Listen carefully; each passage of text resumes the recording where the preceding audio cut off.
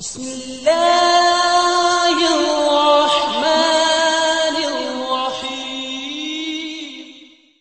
اگر سسر اپنی بہو کو شہوت کی نیت سے ہاتھ لگائے تو بیٹے کا نکاح ختم ہو جاتا ہے۔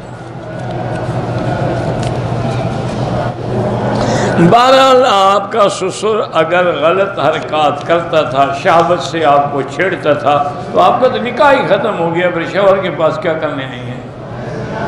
نکاح ختم، ہمیشہ کے لیے حرام ہو گئی خام، کیونکہ اللہ کے بندے جب بہو کو اس نے نعوذ باللہ شہوت سے ہاتھ لگایا، اب وہ اس کی بیوی تو نہیں رہی نا۔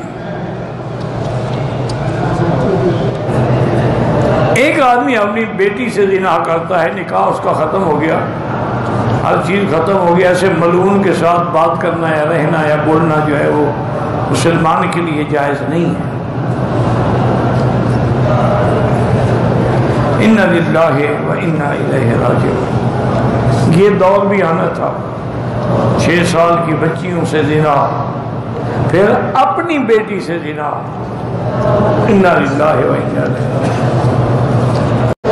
ایک آدمی نے اپنی ساس سے اور سالی کے ساتھ زنا کیا، بہرحال توبہ کرے، اللہ معاف کرے، اللہ تبارک و تعالی گناہوں سے بچائے، لیکن اس کی بیوی بھی اس پہ ہمیشہ کبھی حرام ہو گئی جب ساس سے زنا کر لیا۔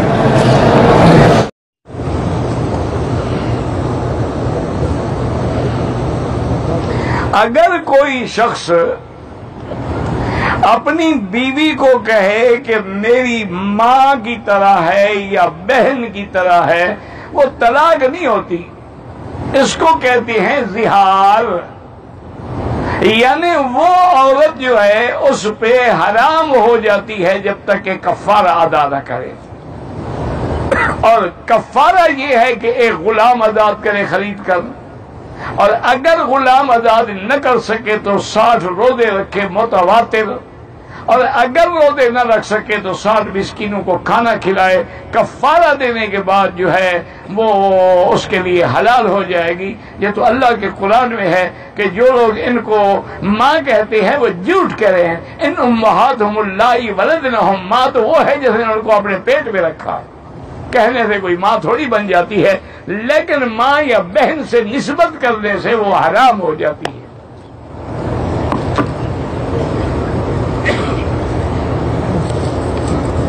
یہ تو حضور کی زندگی میں ایک بی بی تھی، خولہ بی بی اس کا نام تھا، وہ حضور کی خدمت میں آئی اور اس نے آگے عرض کیا کہ یا رسول اللہ، ان زوجی اکل جمالی واکل مالی، میرے خامن میرا حسن بھی کھا گیا، میری جمال بھی کھا گیا، میرا مال بھی کھا گیا، اور اب بڑھاپے میں آگے مجھے کہتے ہیں انت علی کظہر امی، تم میرے لیے ماں کی طرح ہو۔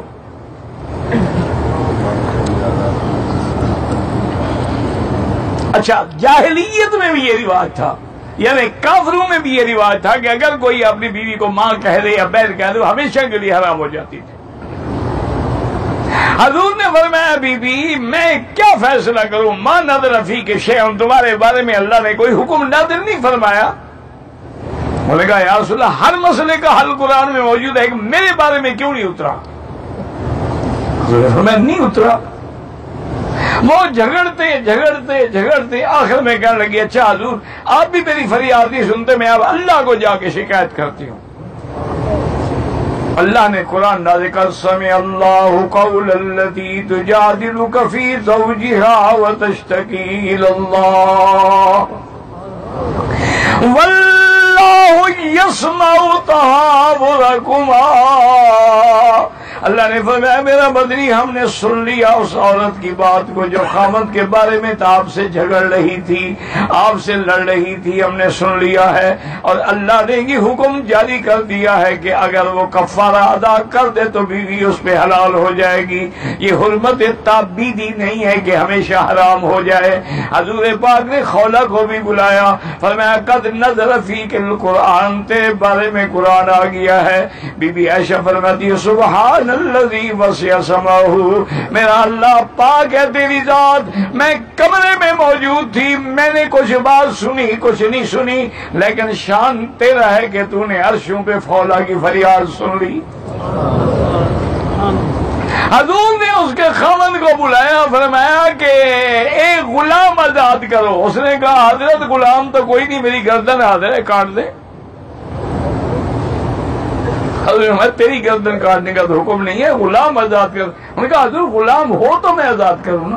اب فرمایا اچھا ایسا کرو کہ 60 روزے رکھو۔ اور انہوں نے کہا حضور یہی جھگڑا تو روزے کی وجہ سے ہوا ہے، مجھے کھانا نہ ملے 4-5 دفعہ میں پاگل ہو جاتا ہوں۔ آپ نے فرمایا یہ بھی مشکل ہے۔ اور میں ایسا کرو کہ 60 مسکینوں کو کھانا کھلاؤ۔ اور نے کہا حضور مدینے میں مجھ سے زیادہ مسکین ہے کوئی نہیں، میں کہاں سے کھلاؤں؟ اتنی دیر میں ایک آدمی نے 60 سا کھجور کا بڑے توڑے پیش کیے۔ حضور میں آئی نہ دو جو خور، کہاں ہے وہ آدمی؟ انہوں نے کہا بیٹھا ہوں یا سر، میں یہ لے جاؤ اور مدینے کے مسکینوں کو وہ تقسیم کر دو۔ اور انہوں نے کہا حضور مجھ سے زیادہ مسکین ہو تو تقسیم کروں نا، میں تو سب سے زیادہ غریب ہوں۔ ہر گھر اچھا جاؤ کھا لو۔ لیکن فقہا نے لکھا ہے یہ حضور کی رعایت تھی، مانے یہ تھا کہ ابھی اپنی غربت مٹا لو، لیکن جب اللہ توفیق دے گا تو پھر تم کفارہ ادا کرو گے۔ اور بعض کہتے ہیں کہ نہیں اسی کو حضور کو نے کفارہ، تو اس لیے اس کے کفارہ ادا کرنے کے بعد وہ ماں بہن نہیں بنتی۔